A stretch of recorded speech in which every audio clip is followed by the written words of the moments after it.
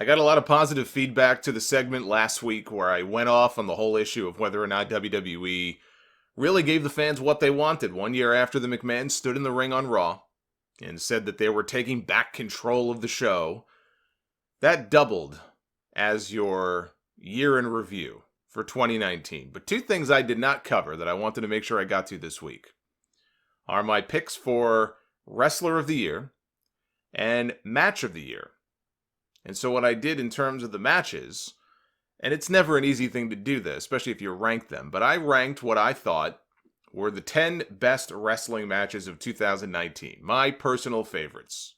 So we're going to run through that right now. We're going to start from the bottom. We're going to start from number 10 and work our way up to what I thought was the number one best match all year in 2019. Number 10, the men's Elimination Chamber match for the WWE Championship. Kofi Kingston replacing the injured Mustafa Ali, Jeff Hardy, Samoa Joe, Randy Orton, AJ Styles, and the new Daniel Bryan. Highlighted by a fantastic final few minutes. I mean, I like the whole match from start to finish, really, but the final, 5 to 10 minutes with Daniel Bryan and Kofi Kingston, and Kofi just falling short of winning the championship. You know, at the time I described it as it was very similar to the finish they did with Bryan and Santino Marella. Back in, I guess it would have been 2011? Or 2012 maybe. 2012 Elimination Chamber. They got you to buy into the fact that Santino might just sneak out a win and win the championship. Or even if you didn't buy into it, you were on the edge of your seat. The way they played that was to perfection. And they did the same thing here with Bryan and Kofi. The fans badly wanted to see Kofi pick up this win, and they decided to save it for WrestleMania instead, which made for a much sweeter moment. But this was an excellent chamber match. And basically, this took the spot that I probably would have given to the men's War Games match at NXT TakeOver last month, but this was a better match. Number 9, Jon Moxley against Tomohiro Ishii from Night 6 of the G1 Climax. One of my favorite matches from this year's G1, and a match that reminded me a lot of the AJ Styles Minoru Suzuki G1 match from 5 years ago. It's just so different from everything else that you saw in that tournament. And as with the AJ Minoru Suzuki match, when I was hearing, because I didn't see it live, but everyone's like, oh my god, this match is incredible. I said, I gotta watch this match now. And I remember watching it and seeing, all right, is this overhyped or whatever? Yeah, it's not like the greatest match of all time, but I watched it and I said, that was a damn great match. And I felt the same way here watching this. It was just different from anything else that you were going to see in the G1 this year. These two brawled all over the building. They brawled all over Korakuen Hall. They used weapons. They just went, head to head, nose to nose, never backed down. Moxley went on to win the match. He stayed undefeated in New Japan a little while longer. He didn't stay undefeated forever, but he stayed undefeated for a little while longer. And watching this, now that I go back and think about this match, it just makes me want to see Moxley against Minoru Suzuki that much more. Number 8, Kota Ibushi against Jay White in the finals of the G1 Climax. Jay White has to be the most hated man in all of New Japan. Maybe it's a rat race with him and Kenta. Kenta, after the Shibata angle where he turned on him, he had molten heat. But I'm thinking Jay White probably takes the crown for the most hated man in New Japan. He's just very, very easily hateable. And I never used to get it with Jay White. It was like, he's a good wrestler, but there's not a whole lot there. But personality-wise, character-wise, as a heel, he has improved so much this year.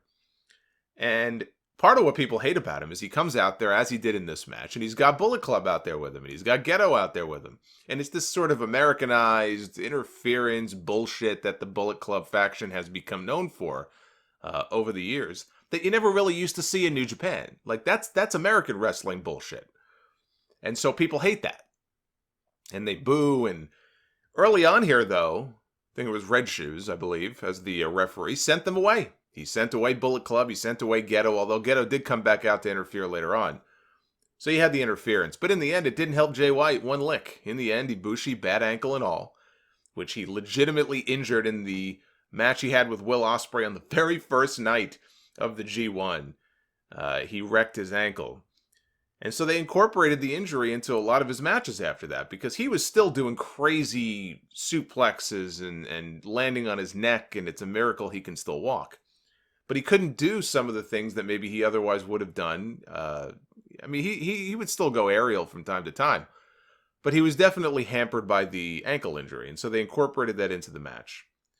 But he pulls off the win, and he wins the G1 Climax, and it works with the Jay White dynamic just because he's so hated and Ibushi is so beloved. You can't probably... you will find very few other baby faces as beloved as him. Probably Tanahashi, I guess. But it just worked. And I thought they had an excellent match. It was an excellent final. The right man won. And I have that as number 8 on my list. Which brings me to number 7. Daniel Bryan and Kofi Kingston for the WWE Championship at WrestleMania 35. A moment 11 years in the making, with the crowning of Kofi Kingston as WWE Champion. Something I never thought I would say, just like I never thought we'd see Jinder Mahal as the WWE Champion. But here we are. One of those surprises of the decade, I guess you can say. And there is something poetic about Daniel Bryan being the opponent here when Kofi's story played out the way that it did. And just the way the fans got behind Kingston heading into WrestleMania so closely resembled the story of Daniel Bryan's rise, his very organic rise, back in 2013 and 2014. Now, that storyline was the Authority against Daniel Bryan. It was Triple H and Stephanie and Vince McMahon. You're a B-plus player. You're not supposed to be the man. You're not supposed to be the champion. It's a little different than the story they did with Kofi, but it was still similar in that you're the underdog. You don't belong. You're not supposed to be the champion. And they would throw obstacle after obstacle and gauntlet matches and everything that this guy had to go through just to get to WrestleMania. There were a lot of similarities between the two. Between the Yes Movement and Kofi Mania. And if the fans don't get behind Kofi Kingston the way they did, or if he loses at Elimination Chamber like he did, he fell short, and then the fans just, he dies a death, then Kofi Kingston doesn't go to WrestleMania. And he certainly doesn't go to WrestleMania and win the championship. You can thank the fans for kind of putting him over the hump like that. But it's poetic that it was Bryan now who went through this himself, and now here we are, 5 years now, probably later, and Bryan is the one doing the honors for Kofi. And what led up to this, Mustafa Ali got his face stomped on in a match on SmackDown by Randy Orton. Had his, I think, if it was an eye socket or an orbital socket, some kind of injury. Didn't keep him out for a long time, but he was hurt. He was on a roll. He was getting a push. He was on just the biggest role that he's been on in his career, and he was barreling towards the Elimination Chamber. And ironically, it was Daniel Bryan who really went to bat for Mustafa Ali behind the scenes and wanted to work with him and get him on TV. He really kind of made his case for why Ali should be in that spot, and then he got hurt. And so Kofi Kingston was the replacement. And it makes you wonder, could that have been Mustafa Ali going to WrestleMania and winning the championship? I would say no. I think that would have been probably a little premature. Kofi had a lot more seniority on him, and so it made sense to play into that and say, God, this guy, Mustafa Ali's brand new, but Kofi Kingston, this guy's been around for 11 years. It's either now or never for this guy. Ali's a young guy. He'll have other opportunities, but Kofi, come on. Do or die. But Kofi benefited from the injury. That's what happens sometimes. You go down with an injury and somebody else steps up and takes your spot. That's the way it works. So the way it all came together, it just makes for a great story. And then you have the match itself, which I had the privilege of being there live for, and I thought it was an excellent match, especially as it built to the end. You could just feel it. There was a feeling inside that stadium. People badly wanted to see Kofi Kingston. I think even more than Becky Lynch, to be honest with you, in the main event. They wanted to see Kofi Kingston win that championship in the worst way. And when he hit the Trouble in Paradise and he pinned Bryan, and you see that look of shock on Kofi's face, and New Day is in there, and Xavier's crying, and they kind of ditch the hemp belt, and they reveal the regular WWE title belt, and they present it to him, and then his family and his kids are in the ring, and his son is climbing the ropes and throwing t-shirts into the crowd. It was just a fantastic moment. It was, they talk about these moments at WrestleManias, right? And it kind of gets old. Oh, WrestleMania moment. It's like, why don't you just let the moment play out instead of talking about WrestleMania moments, you know? And it was one of those moments. And it was great. And the pyro's going off, you know, and it should have ended the show, but obviously I know why it didn't. I mean, the bigger match was the women's match, and first ever women's WrestleMania main event. I get that. Not nearly as good as this match, though. And, you know, you get emotional there. I got emotional when Kofi won at the end and was celebrating in the ring. I mean, how could you not, unless you hate the guy? I feel like even if you're not a Kofi Kingston fan, even if you think it was a disgrace that he won the championship, you got to give them credit for putting together what turned out to be a great little story. And WrestleMania should be the payoff. It should be the climax to a story like that. So I thought this was great. Number 6, Cody against Dustin Rhodes from AEW Double or Nothing back in May. This was my match of the night from Double or Nothing, from that pay-per-view. This was pretty special for me to be in the building live for this. This was a match that I think when it was over, you will remember for a long time. This was the match that these two should have had at WrestleMania all those years ago. This was the WrestleMania match that they always wanted to have together. Not that awful match they had at Fastlane in 2015, which was an abomination, that match. It just didn't work. And that wasn't Cody and Dustin. That was Stardust and Goldust. So the whole dynamic was just different there. But you know that this is the type of match that these two would have loved to have gone out in front of 80,000 people at a WrestleMania. And have. Dustin bled a gusher. This guy must have hit an artery or something with that blade job. He did the Eddie Guerrero blade job here. But the emotion in this match, this was just classic old school pro wrestling. This is pro wrestling done right. And then afterwards, Dustin, you know, calls it the greatest night of his life. And think about how many years he's had in the wrestling business. For him to turn around and call that the greatest night of his life. Number 5, Chris Jericho against Tetsuya Naito. No disqualification for Jericho's IWGP Intercontinental title at Wrestle Kingdom 13. I like this even more than I did Jericho's match with Kenny Omega at Wrestle Kingdom the year before. With maybe the greatest spike DDT spot that I have ever seen, or cell job, anyway, from Naito, that I have ever seen in a match. On top of the announce desk. That still stands out to me. Of all the spots and all the moves and all the drama and everything else in the match, that spike DDT and Naito basically standing on top of his own head still stands out to me. You know what you're going to get with a Chris Jericho match in New Japan. A lot of brawling, a lot of weapons, some good wrestling. I thought it was a great mix. It had a little bit of everything, except the bubbly. It didn't have a little bit of the bubbly, but it had a little bit of everything. And this was Jericho's best match of 2019, and he went on to wrestle Kenny Omega, and he went on to wrestle Hangman Page, and win the AEW Championship, and he wrestled other people as well. Cody. The best match that Chris Jericho had all year was at the beginning of the year at Wrestle Kingdom against Naito. Number 4, speaking of Wrestle Kingdom, Hiroshi Tanahashi against Kenny Omega for the IWGP Championship at Wrestle Kingdom 13. Clocks in at number 4 here on the list. The longest Tokyo Dome main event in history. Roughly 40 minutes. With Tanahashi becoming the first man ever to win the G1 Climax briefcase and actually go on to win the championship at Wrestle Kingdom. Jericho and Naito, I'd say, held match of the night honors for about, I'd say an hour or so before this match. Basically just stole them away. Omega saw, the story coming into this, Omega saw Tanahashi as the old guard. And Tanahashi saw Omega as this disrespectful punk, basically. Omega represented the new blood and the supposed future, I guess, of New Japan, even though his future in New Japan was very much up in the air. And Tanahashi represented the traditional guard of New Japan.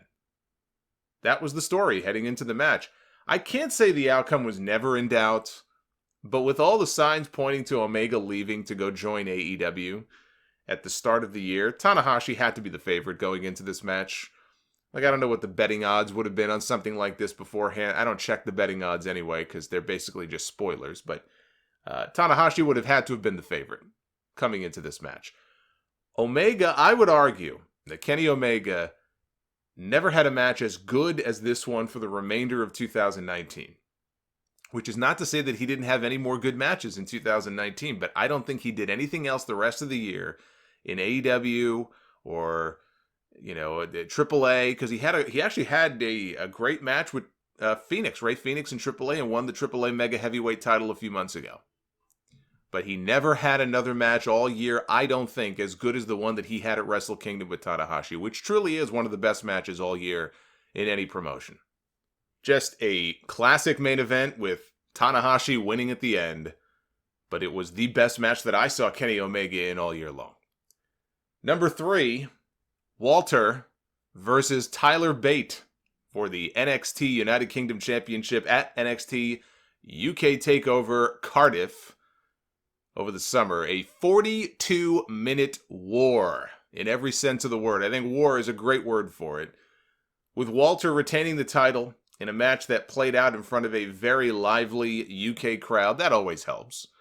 When you have moments where the crowd the building is shaking, then you know that you're having a great match. And, there was an injury angle they had done with Tyler Bate, and if I remember, I think Bate was even using some moves that his friends used, Trent Seven and Pete Dunne, who had their own battles with Walter. Just the storytelling, but then the action itself. Big guy, little guy, David Goliath. That was what this match was. And Walter is not a tall guy. It's not like Walter is 7 feet tall or 400 pounds. But he's a big dude. He's a lot bigger than Tyler Bate is. And Tyler Bate is a freak of nature. He is a deceptively strong individual. And so he had his own, suplexes and power spots. It's always impressive to watch Tyler Bate, who I think is one of the best in the world. I really do. He's a small guy.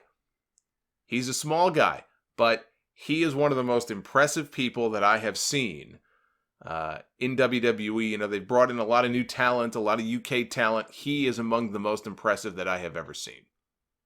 So you put these two guys in the ring together. They're in there to tell a story, a physical story more than anything, but they're in there to tell a story. Did the match go too long? You know what? They probably could have shaved a few minutes off the match instead of going 42 minutes. I think if they would have done the match in 30 minutes, in 33 minutes, it would have been fine. But I don't remember watching this match and thinking, boy, I'm looking at my watch and, man, I wish this match should wrap up. This match should be wrapping up by now. I got wrapped up. I got wrapped up in what they were doing, and it passed by very quickly for me. But could they have shaved some time off of it? Absolutely. I don't think it had to go 42 minutes. But as they were getting towards the finish, you thought it was the finish, and then it wouldn't be the finish. You thought that Tyler Bate had the match won, and then he didn't have the match won. They were toying with you. They were playing with your emotions. You really badly wanted to see Tyler Bate be the one to pull it off and be the first guy to beat Walter, but in the end, he just couldn't do it. He was outgunned. He was outmatched and outpowered by the bigger man. I thought this match was absolutely tremendous and easily one of the best matches all year. And if you had this as your number 1 match, I would not argue with you. You can argue that this was the best match of the year. For me, it's number 3 on my list. Number 2 on my list, Adam Cole and Johnny Gargano. 2 out of 3 falls for the vacant NXT Championship at NXT TakeOver New York. This was back over WrestleMania weekend. This was the match that displaced Johnny Gargano against Andrade Cien Almas as the greatest, for me, the greatest NXT match of all time. Although barely, because I do love that Almas match. I love that Almas match so much. It is one of my favorite matches. But this one just edged it out. And we saw Cole and Gargano go on to have a whole bunch of other matches, and those were excellent too. They're not featured in this countdown, but those were excellent too. Even I, towards the end though, when I watched their last match, had grown tired of a lot of the kicking out of the big moves and feeling like, okay, this would be a good place for the match to end, but then it would just keep going. It wore out its welcome with me, but it didn't here in this match. Because this was really the first meeting. It might have been the first meeting at all, but the first big meeting. Championships vacant, new champion guaranteed to be crowned. They're in New York. They've got a hot crowd. Everyone's hanging on to every move. Everyone's hanging on to every near fall. And Johnny Gargano, here's the thing about this. And to go back to the Almas match for a second, I think had Johnny won the title there when he wrestled Andrade for the NXT Championship, I think that match would still be number 1 for me. But he didn't win the title there. He won it here. And it should have come against his best friend, turned bitter rival, Tommaso Ciampa. Ciampa's neck, though, would not allow him to make it to take over to defend the title. That was going to be the main event. It was going to be the big payoff to all of this. I mean, how many years? Probably 2 years worth of a storyline that built up from start to finish between these two. And then Ciampa, weeks before, is stripped of the NXT title. And so the title was put up in this match between Gargano and Adam Cole. You make the best of a bad situation. That's exactly what they did here. Now, if Gargano and Ciampa had gone out there, would I be sitting here telling you that I think that was the greatest main event in NXT history, the greatest match in NXT history? I don't know, maybe not. But that's what we ended up with. And what I loved about this is that when Johnny Gargano walked out there, because Adam Cole has a lot of fans himself. Yes, yeah, he's the heel, Undisputed Era, they're heels. People cheered, though. They like Adam Cole. When Gargano came out, he was booed. The way they were playing the storyline is Johnny went a little nutty there for a while and was doing certain things that had turned some of the fans against him. Even though he was this ultimate underdog babyface, there were people who booed him when he came out for that match. He was booed by a vocal minority of the crowd. The people were very much pro Adam Cole at the start of this match. By the end, they exploded when Johnny was firing up for his comeback, and when he finally pulled off the win and tapped out Adam Cole in the middle of the ring, they exploded. And that's the sign of two pros that know how to control the crowd and know how to tell a great story. It was almost 15 minutes before Cole won the first fall with the last shot. The second fall went half that amount of time. Adam Cole immediately tapped out to the Gargano escape so that he wouldn't be too badly injured for the third and final fall. It went to sudden death. When Undisputed Era got involved in the match, the people booed like crazy. Like Jay White with Bullet Club in a New Japan match. They went crazy. They did not want this match to end like that. It can't end like this. And when Gargano fought them all off, he's one man. And he fought off about 4 different people. It was fantastic.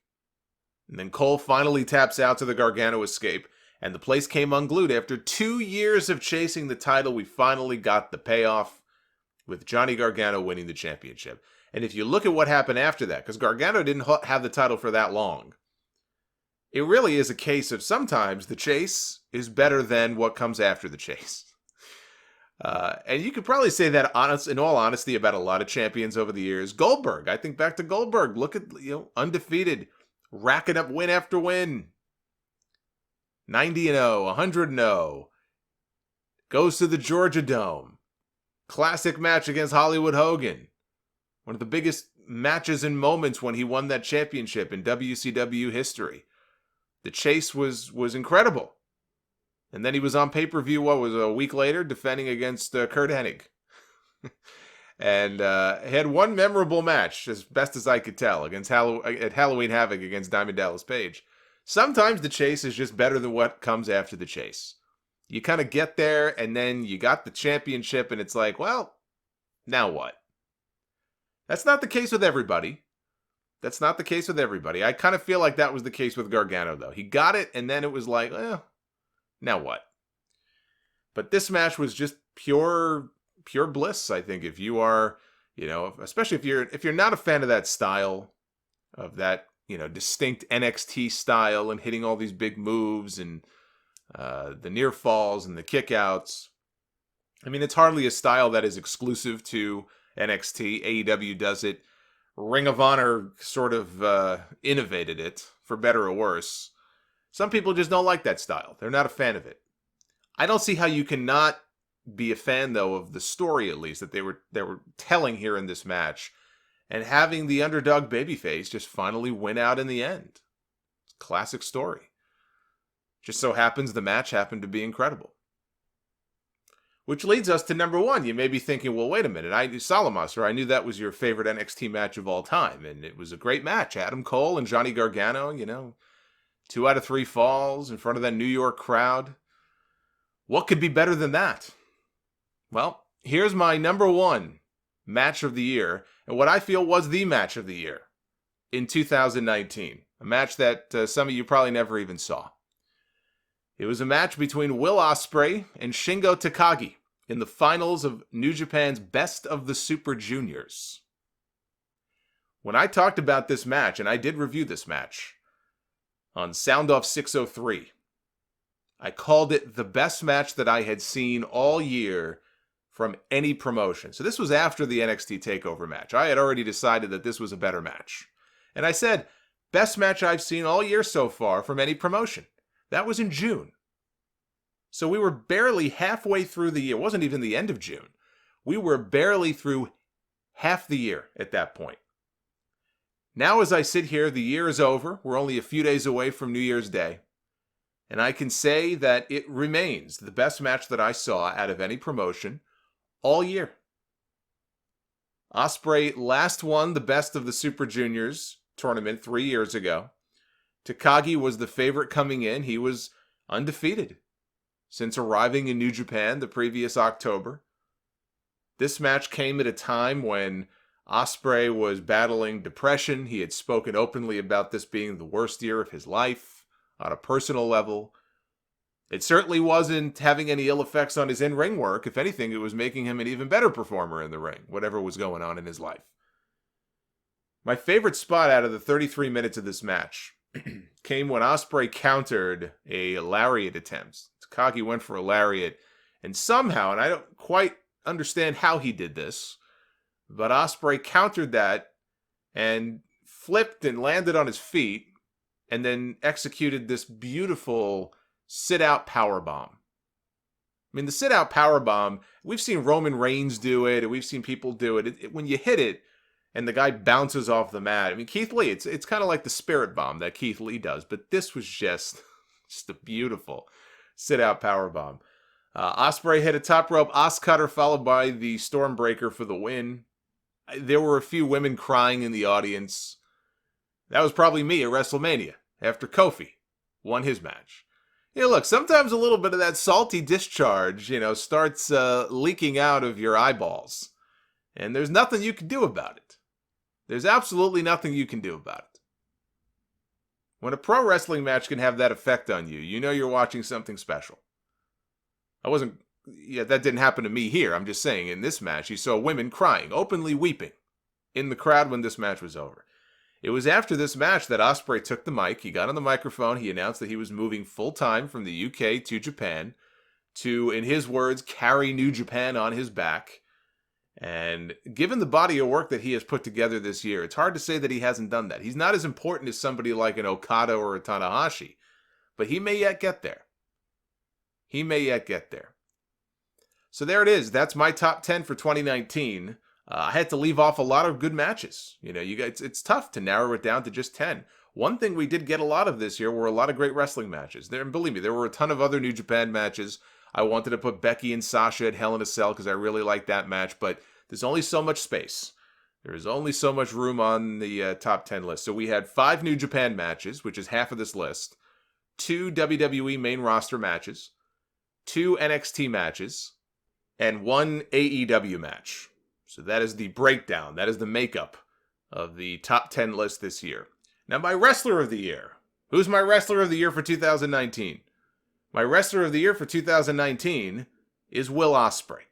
The matches that he had with everybody from Shingo to Lance Archer in the G1 to Ibushi, Tanahashi, Okada, Dragon Lee. I'm sure I'm missing some people. Nobody had a higher caliber of matches and more impressive showing in the ring this year than Will Ospreay. He toned down some of his super flashy stuff that he was doing to try to improve his all-around game. He bulked up a little bit, not too much, but he's definitely bigger physically than he used to be. He is somebody that New Japan is going to be able to build around in 2020 and the years ahead. He is going to be that person. He also developed a bromance on Twitter with Randy Orton this year. And he was having a little fun back and forth with Seth Rollins until Rollins made that crack about how he made more money than Ospreay, and therefore that was some kind of an indicator about why he was better or who the best in the world was, something he later apologized for. But the damage was done. He made a lot of stupid comments this year, Seth Rollins that did not do him any favors and in fact ended up turning him heel. So we now have heel Seth Rollins on television, which I assure you we would not have right now if the people didn't turn on him as much as they did And part of the reason why is because he said some really stupid shit this year. So, anyway, it was an eventful year for Will Ospreay. Adam Cole or Chris Jericho would have been fine choices too. Imagine what AEW would look like right now without Jericho. I'm not saying it would be awful, but Jericho as the champion in that spot, leading his own faction now. It's like everything revolves around the guy. He's been great. AEW would be worse off had they gone with Hangman and didn't even have Jericho in the first place. So I think either one of them could have been a fine choice as well. Sports Illustrated named Jon Moxley as their choice for Male Wrestler of the Year. Now, you may scoff at that, but he wrestled for 3 different major promotions this year. He had the Big Shield send-off in WWE before he basically gave them the finger and said, "Fuck you, I'm leaving." He had people talking for months about what his next move would be. That's all people would talk about, is Moxley. I haven't heard people talk about one person this much since CM Punk. He generated a ton of buzz with his AEW debut, and he's had some terrific matches in New Japan. I know some people love the lights out match that he had with Kenny Omega at Full Gear. I wasn't a big fan of it myself, but I know I may be in the minority on that. But I think you could absolutely make the case, if you wanted to, for Jon Moxley as being the Wrestler of the Year. I wouldn't put him in that spot, but I wouldn't call you crazy or stupid if you tried to make the argument for it. I just cannot vote against the body of work that Will Ospreay put together.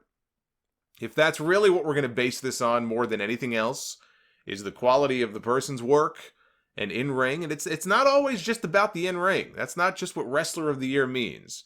But like if you were to throw Adam Cole in my face, again, I went back and forth on this. And I look at Adam Cole and I said, well, why would people put Adam Cole in that spot? Because of the body of work, right, that he's put together and the matches that he's had this year against Johnny Gargano and against Matt Riddle and against Pete Dunne and against Daniel Bryan and in the War Games match. This guy has been on an incredible tear in 2019 in terms of his in-ring. But when you get beyond that, why would you, what is it that you would prioritize him for over a guy like a Will Ospreay? If you were going to argue, Will Ospreay's not really the most important player, in the company. It's not like if you remove him, New Japan falls apart. Well, I would argue the same thing about Adam Cole. It would be a blow if they lost him, but NXT is stockpiled with talent. They would go on just fine if Adam Cole, God forbid, went down with an injury of some kind. So I looked at the body of their work, and I just could not put anyone this year ahead of Will Ospreay. I said this months ago. I said he was in the running probably for Wrestler of the Year for me right now. It would be neck and neck with him and Adam Cole. I just think he wins out in that debate.